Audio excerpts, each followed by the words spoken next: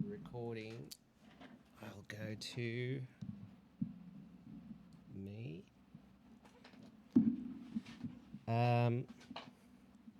So here we are. We've got a few guests today. We have Paolo. Yeah, good morning or good afternoon, everyone. And he's here and he's going to talk about his... the topic of today, I should say, the topic of today is the future. That's it, the future and how it's going to affect us. Hypothetical future. And next to Paolo, we have John. Hello, everyone. And in front of me, there is Ulysses. Hello, everyone. Okay, so I think Ulysses, you're up first. Right. Okay. So all you got to do is tell us what do you think is going to be the future. Oh, wait. Yeah, we've got someone online. Wait a minute. Sorry. How dare you? We have somebody who is joining us remotely. It is Brendan. Hi everyone. Hey, Brendan. It's my fault because, I can't see him except, yeah. But anyway, here we are. So, Ulysses. Right. Tell you the future. Yeah. Open my crystal ball. Okay. Right. I mean, this is probably one of the hardest possible times in history to ask someone that question, right? Because we're living right on the edge of a precipice which could go in completely opposite directions. I'm pretty optimistic, so I'll give you my predictions / hopes. Okay. But I am aware that there are definitely other likely outcomes. So my hope is we continue pushing for artificial superintelligence and we get into a world of abundance. That's what I'm pushing for professionally and what I'm hoping for socially. And there's many, many, many ways that could go wrong. And I think it's very likely that something horrible will happen on the way there. It could be Such as? technological mass unemployment. It could be a bad actor getting a hold of a very powerful superintelligence and doing something nasty. I think it's not going to be an unbumpy ride, a smooth ride, but I believe we'll end up in the right place just from the fact that historically that seems to have been what's happened with every other industrial revolution, right? So is this just another industrial style revolution in that scale? I mean, it is another one. Just another one is a way of putting it. But we're creating a new general purpose technology that will completely change how everything is done. So that's the same thing that happened last time, and it's the same thing that happened last time before that. And to the people of those times, the automobile was completely crazy, right? Electricity was completely crazy. The internet was completely crazy, and they thought, oh my God, this is going to change everything, and it did to some extent. But now we look back and we go, whatever. Electricity, we've always had that. We've always had Like, I was born with electricity. I almost electrocuted myself when I was younger by sticking a fork into the PowerPoint. Yeah, And you live to tell the tale. Yeah, because the handle was plastic. lucky. Yeah, and look, my kids are probably going to have the same problem when they use an AI wrong at some point, right? They're going to trust a subpar AI implicitly because Daddy keeps talking about how cool AI is. So, they'll probably use that wrong. What would the case be for that? So, like, oh no, sorry, I didn't mean that. I meant to say something. No, I don't know. Yeah, well, I just did what the AI told me. I didn't think it could go wrong. The AI told me to turn here, and I was like, whoops. Yeah. See that is something that we'll probably have to deal with very soon because, like, we have to, like, there'll come a point where, in fact, very soon, where our intelligence doesn't mean much compared to the AI. It'll be superseded. Yeah, just like our strength doesn't mean much nowadays. Like the fact that I can lift a rock, that's nice. My, backhoe can lift a lot more. That's right. So if it only takes a couple more doublings from where we are, and then that's it. It's like and it's doubling 5 Was it 5.7 months? 5.7 months. It's doubling at Yeah, 5.7 Moore's months. law. Moore's law is way slow by comparison. Yeah. Yeah, it's really it's like it's But in our current world, it's humans that have agency and humans that make things happen. So, however smart these things get, until they develop agency, I mean, in a sense, it's people in the world that go out and buy things. You know, that's what keeps our economy ticking over. So define agency. When our AI is going to go out in the shops and buy something to suit their own personal convenience, you know, this is, I think the economy turns over in a certain way, and humans are crucial to that. Now, if you want to say, oh, we're going to have robots that go into the shops and buy stuff from other robots, well, that's a weird scenario, but... But you're assuming that capitalism remains. I'm thinking of a world where that doesn't remain. You're thinking luxury space communism? In a world of abundance, Fully what does automated it mean to buy something anymore, right? So you're talking about a world, Ulysses is talking about a world of abundance. And I agree, there's going to be a very bumpy road. It's the speed at which we get through the bumps, I think, is critical, and I don't know. And your point is valid. At the moment, we're living in a world where humans have extreme control over agencies. Unfortunately, those humans, I would say, are in power, are motivated by power and money. And that doesn't always lead to the great outcome, because values, are they making decisions based on moral values or based on more power, more wealth? But in my ultimate point is, I don't think we're talking about the same future once we get through the bumpy road.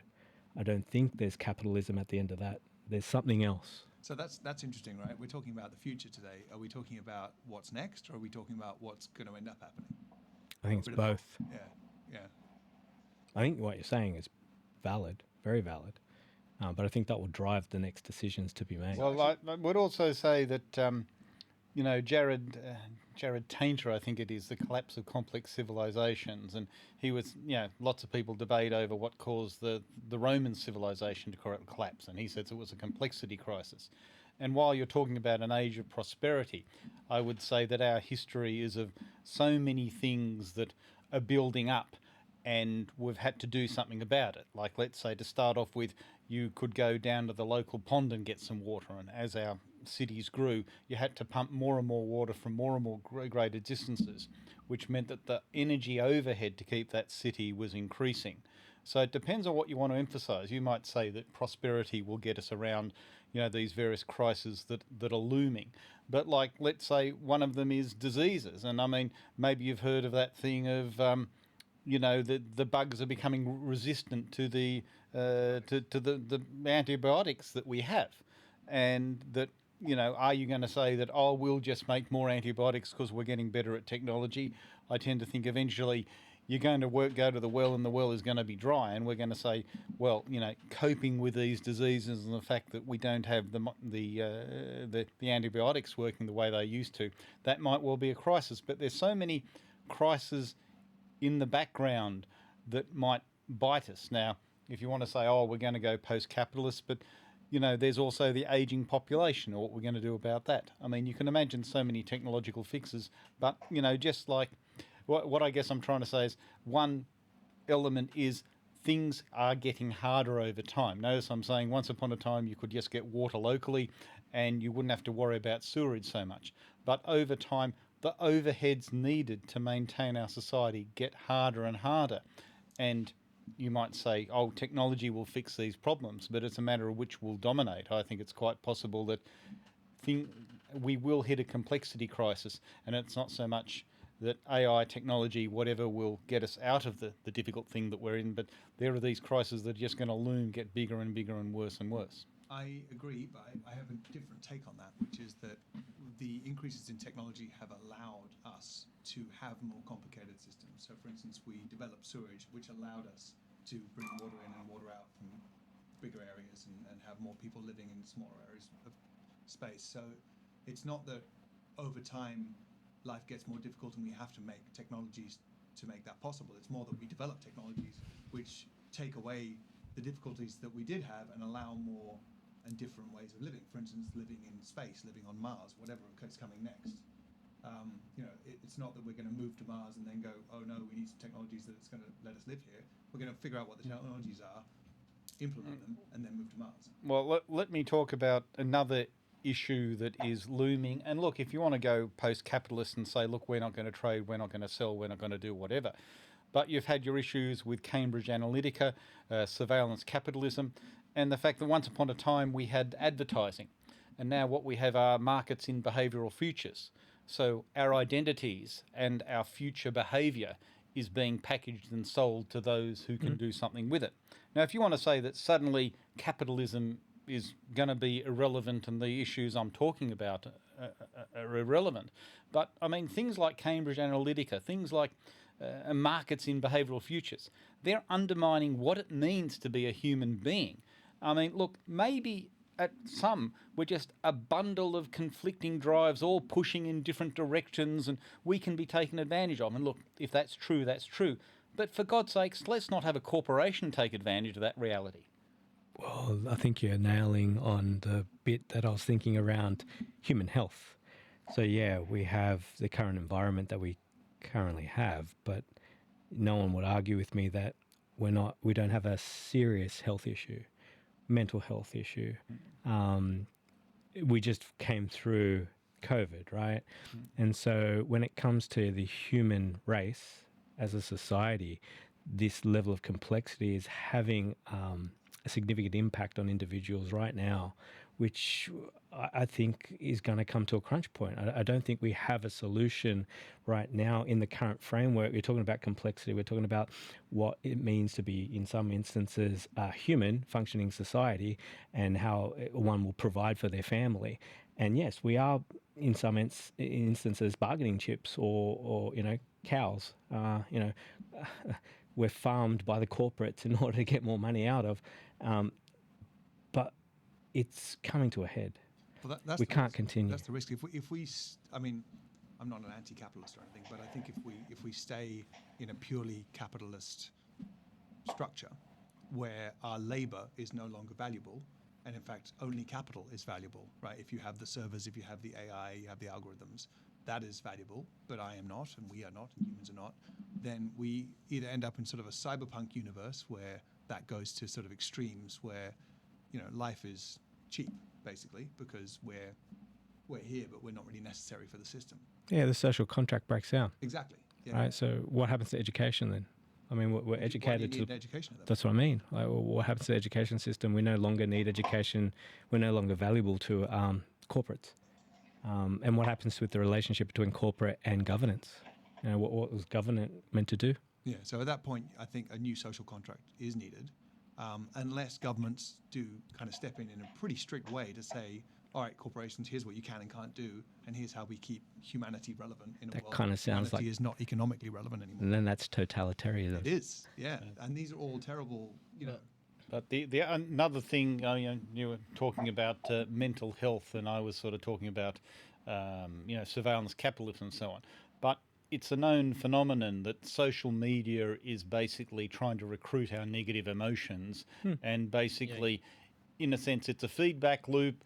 And of course, let's just say these companies are ultimately driven by profit, because one generalization I'll make is, no firm wants to intrude on our privacy and sniff into our lives unless they can make money from it. They're not doing it for its own sake. Ultimately, they're trying to increase their profit margin somewhere along the way.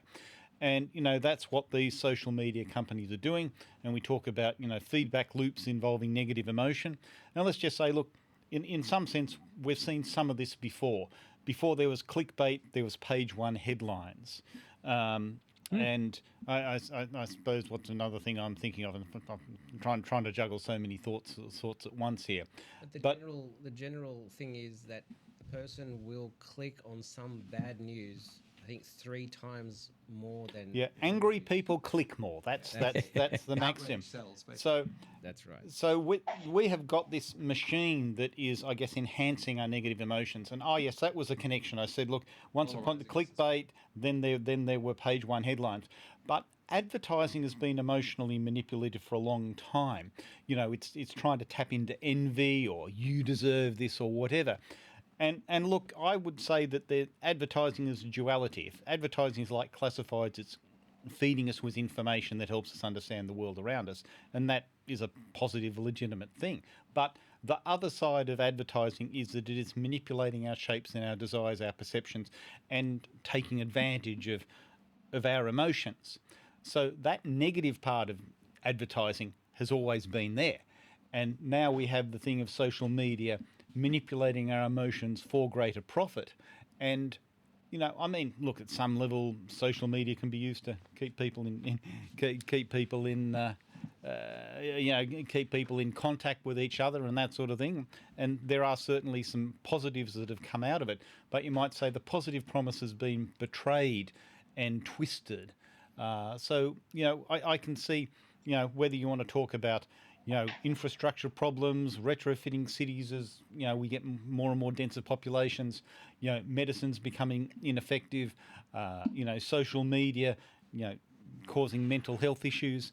You know, there are so many problems in the wings, and I guess, look, the other part of me thinks about moral panics and the fact that we have had moral panics in the past, and I guess I'm trying to avoid going into that sort of line of thinking, but I think there's, you know, credible threats from this technology. We are seeing the nascent part of that around us. Yeah, the Facebook or social media polarizing us or making us outraged or releasing the baser part of our psyche, that's a baby step compared to what a really good AI could do, right? Like that's a basic AI. It's a simple AI that's just designed to, oh, you like this? You'll probably like this too. Oh, you like that? Well, you'll probably like this too. That's it. It's just keeping you engaged. It's optimizing for engagement, right? And it's like, oh, well, outrage engages, so here's something even more outlandish, right?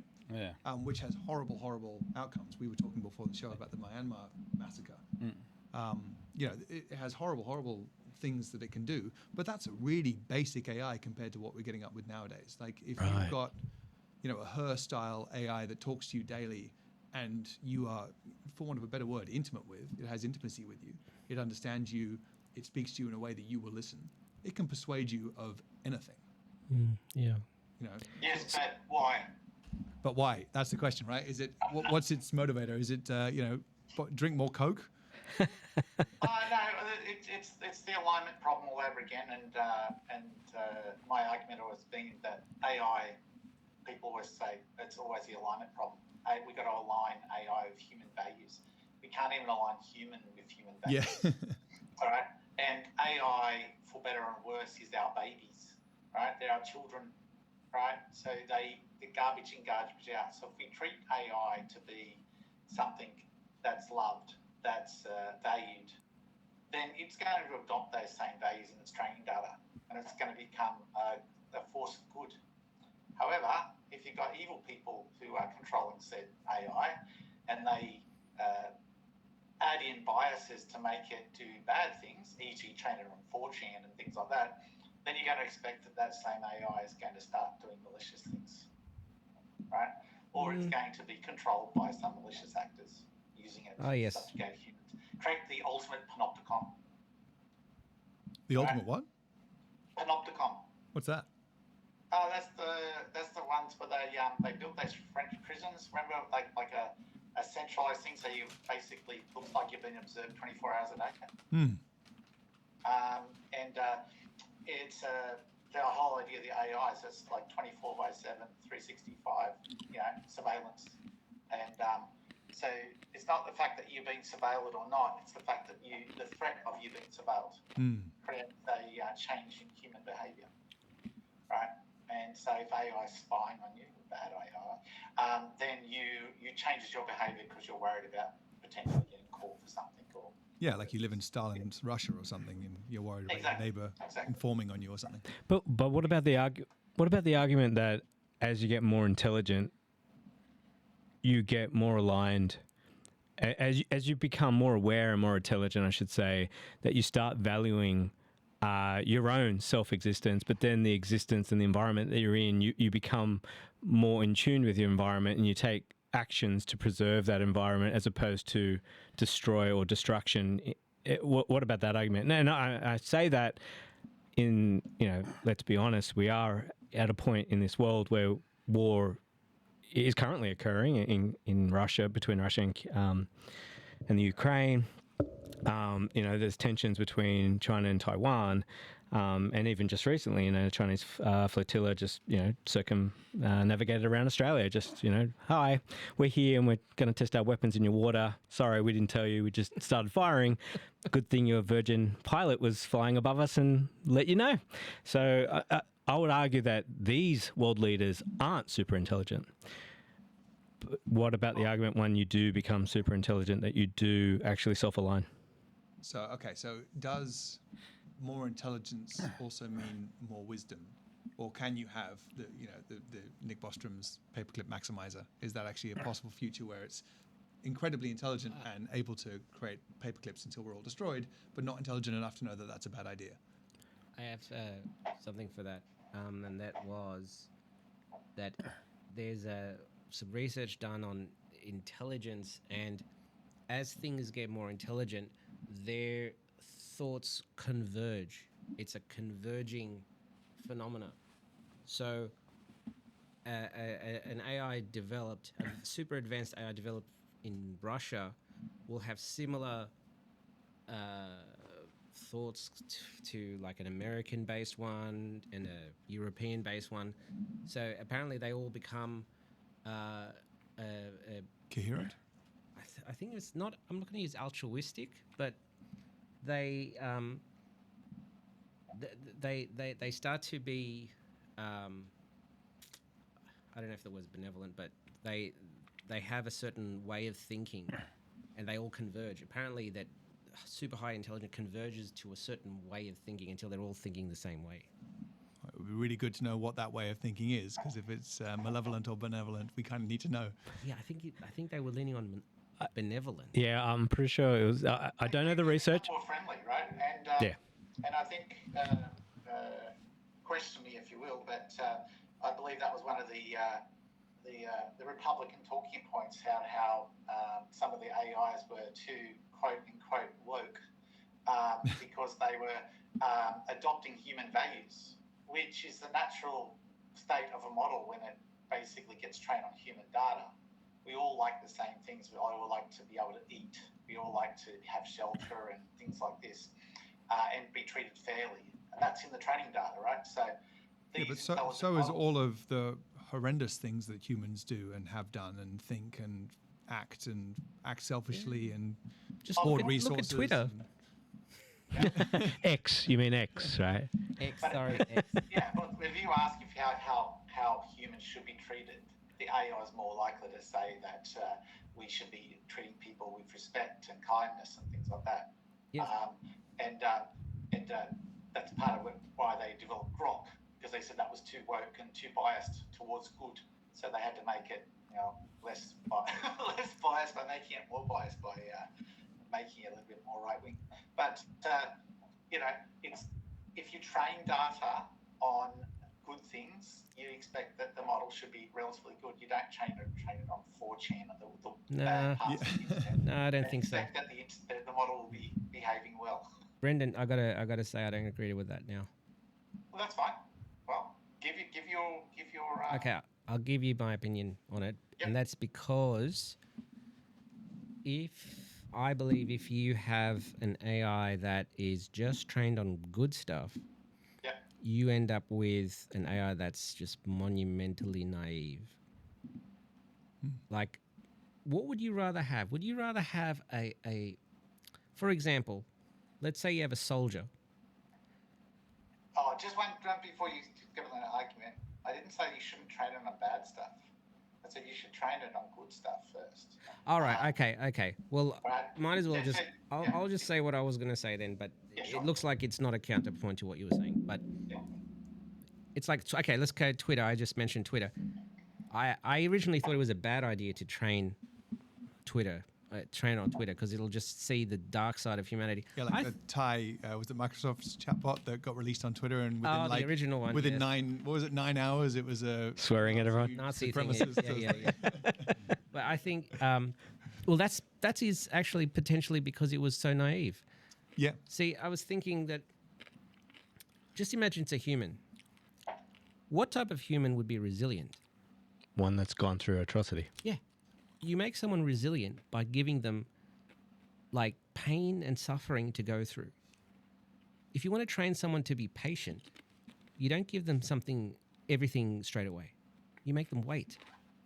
If you want an AI to know how to deal with the worst, most pathetic, bottom-feeding side of humanity, you need to show it everything and then let it say, I've seen it and I think it's wrong. That doesn't play out well. I've seen the data. Yeah. I think I think there's an exception to that. It's like way you bring up a child. You shelter the children for a bit to give them the understanding that they're fit in their environment, that they're loved, that they're respected, etc. Mm-hmm. And then you expose them to the rest of the world. Mm-hmm. They've got the maturity to be able to cope with it. That's a So good they're not- point, yes. They're not ignorant to that, right, to those issues, but they've actually got the maturity to cope with that. That's Okay. instead of traumatizing them at a young age first, right? Very good. So let me just say what I think you're saying. So you're Sure. saying that there is a potential period where an undeveloped mind is susceptible to coercion and manipulation and Trauma. trauma. What's that other term? Indoctrination, that sort of Yeah. thing.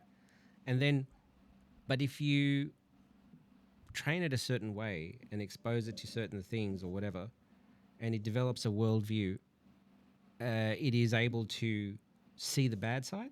Is that what you're saying? And then sees the bad side, but then be prepared for it. Kind of like how a human can, a kid can, we can watch a horror film and we can walk away from a guy that was awful, but it was entertaining. A kid would be absolutely traumatized and have nightmares. They don't have the mental fortitude or something like that. Exactly. So you need to give them some basis so they can actually reason to the fact that is make believe as opposed to like fiction as opposed to reality, right? So you're saying that if you give an AI a foundational groundwork or base or whatever, Yeah. and then you can feed it the worst so that it can develop resilience against it, Yeah, of course. and then you'll Right. have the best of everything? Yeah, because you don't want to keep the models ignorant of everything, right? But you don't want to spam them into their original training data to first of all the bad stuff, and they can't make the difference between good and evil. so. It's got to be able to make a value judgment, right?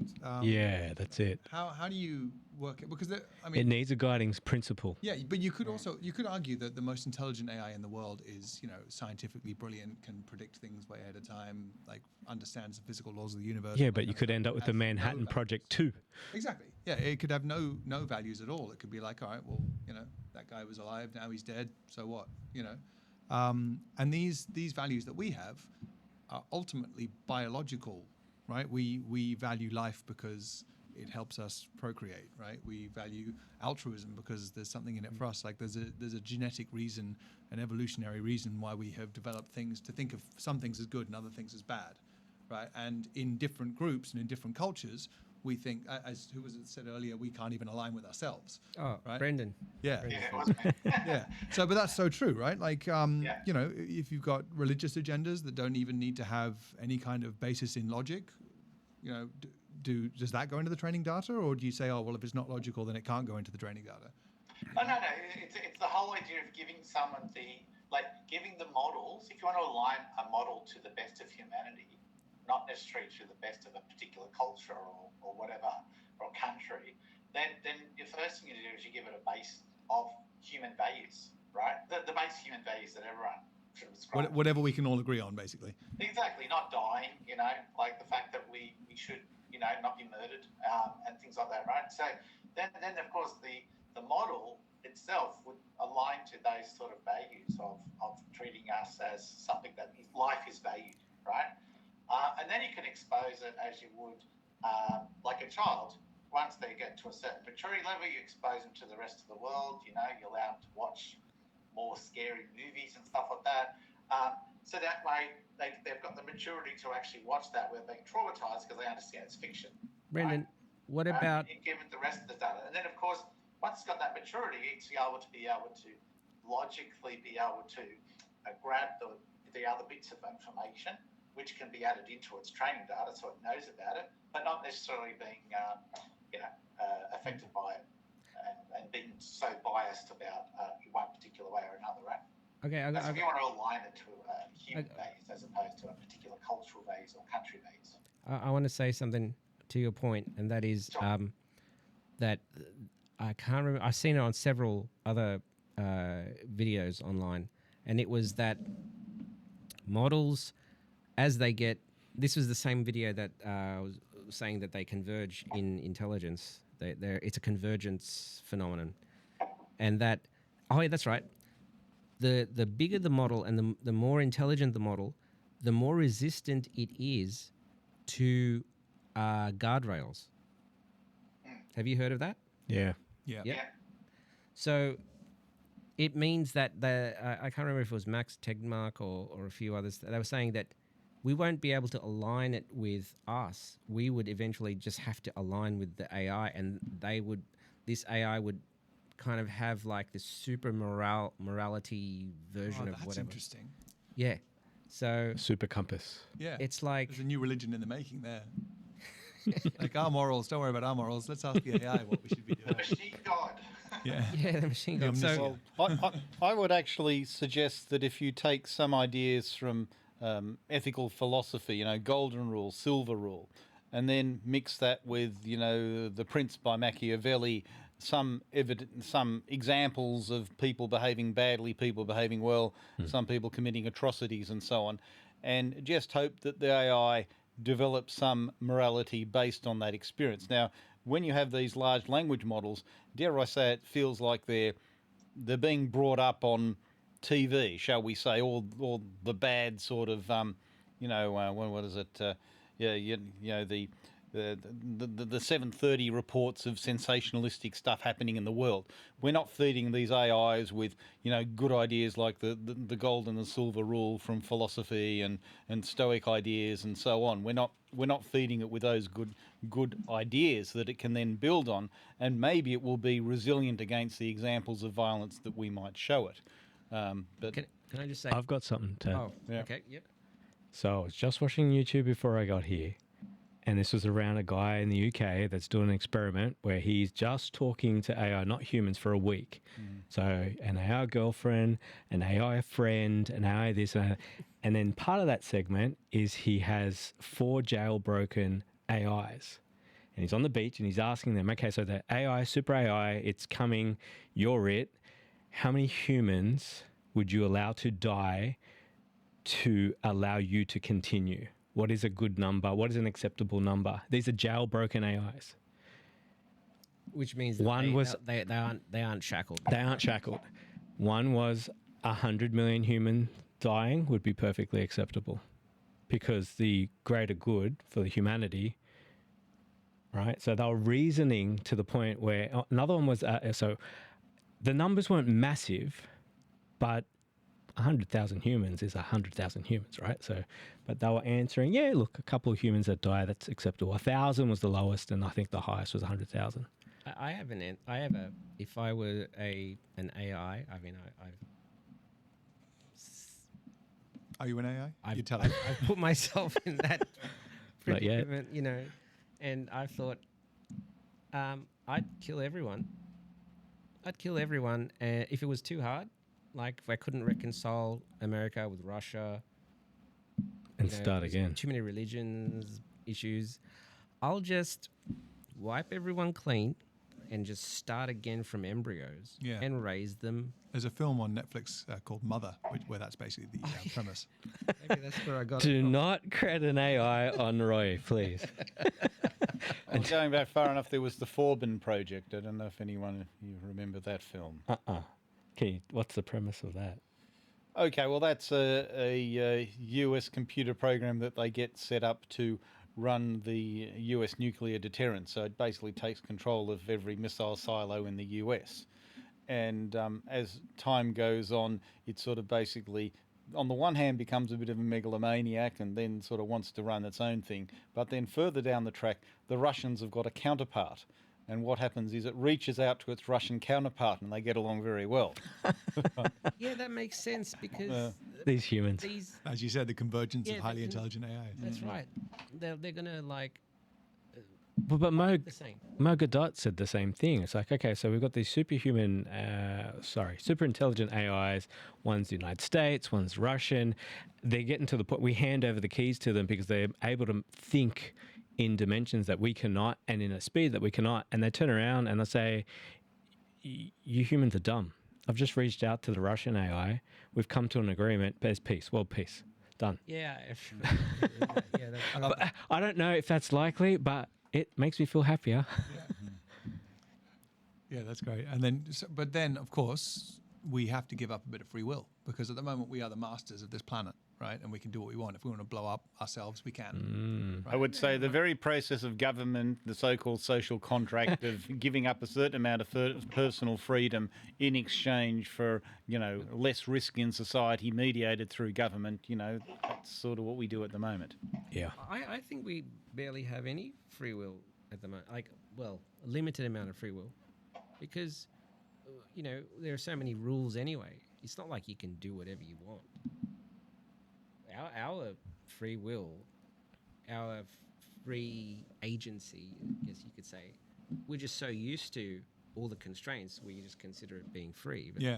it's not really free. Yeah, but It's a that's also construct. what allows us to exist in this current society, right? Like, Right, so that means that you can't really have complete free will without bending to a certain number of constraints anyway. yeah, true. So we're not in an anarchist pirate party.